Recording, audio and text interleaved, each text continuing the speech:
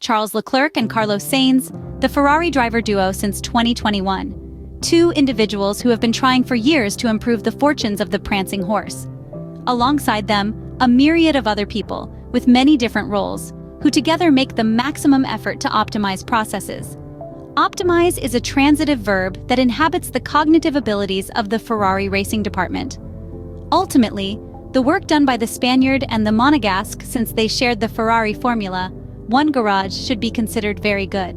The last of the problems for the Maranello team in the recent past, in fact, was precisely the performance of Carlos Sainz and Charles Leclerc.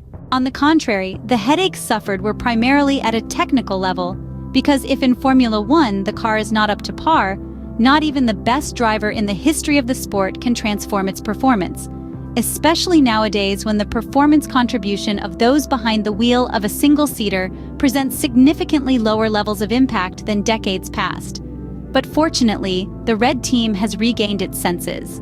The Mattia Binotto mandate had long been stale, and the breath of fresh air that Ferrari's effort has produced is working well, led by Executive Chairman John Elkann. These are concrete measures that have provided a vital and much-needed boost to a Maranello team locked in on itself, helpless and incapable of reacting, with former team principal Mattia Binotto above all.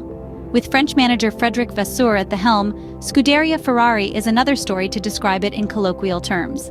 The SF24 car works, it doesn't lie, and it does its job as best it can. And if it's not the best car on the grid, well, after the difficult moments of the previous Formula One championship, with 4 rounds of the current 2024 racing campaign set aside, the Italian cars have always made it to the podium, won races, and even managed to achieve a historic 1-2 finish at the Albert Park circuit in Melbourne. The second force in the championship awaits the aeromechanical reinforcements, which will most likely be introduced at the Imola circuit next month to take another evolutionary step. Red Bull remains the benchmark. There's no doubt about that, and no one is creating false illusions. Nevertheless, the historic team from Italy has absolutely no intention of letting go of the RB20 cars, which, although for now are holding their ground, could soon face a much more suffocating pressure from Charles Leclerc and Carlos Sainz. These are the desires of Scuderia Ferrari, which, although not getting ahead of themselves, knowing all too well the capabilities of the Milton Keynes team, has been cooking up a dish for months that could be partially indigestible for the reigning world champions in the second part of the 2024 Formula One championship. In Formula One, there are several variables that contribute to performance. One of these can be defined as a human equation that can heavily influence performance, a crucial relationship between driver and engineer that effectively defines the competitiveness of the car. A synergy where these figures must be adept at perfectly implementing the plan and indications provided. A two-way exchange where a small problem or obstacle can skew expectations. Within this equation arises the result that obviously can change the value of the package presented in a race weekend.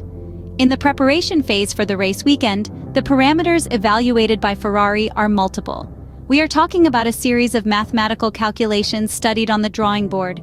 We recently discussed the choices in terms of downforce, where 2 or 3 solutions not too far apart are brought, and on the track they are tested by Charles Leclerc and Carlos Sainz in the first 2 free practice sessions. The same goes for tires, where the mathematical model or the tire model of the compounds is defined and then verified on the cars.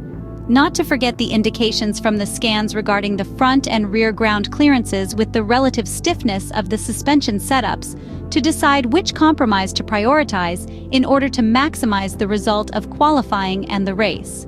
We are talking about heterogeneous aspects that must, however, inevitably fit into the same reasoning. It is precisely in this context that the Maranello team's ability to optimize the available material lies. Let's take an example to better understand.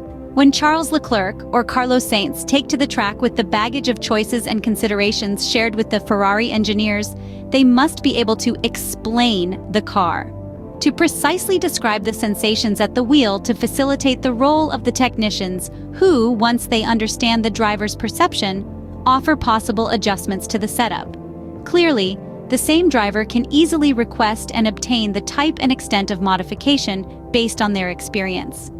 The clear goal is to go as fast as possible, and apparently in this first segment of the championship, Carlos Sainz appears to be more pragmatic than Charles Leclerc.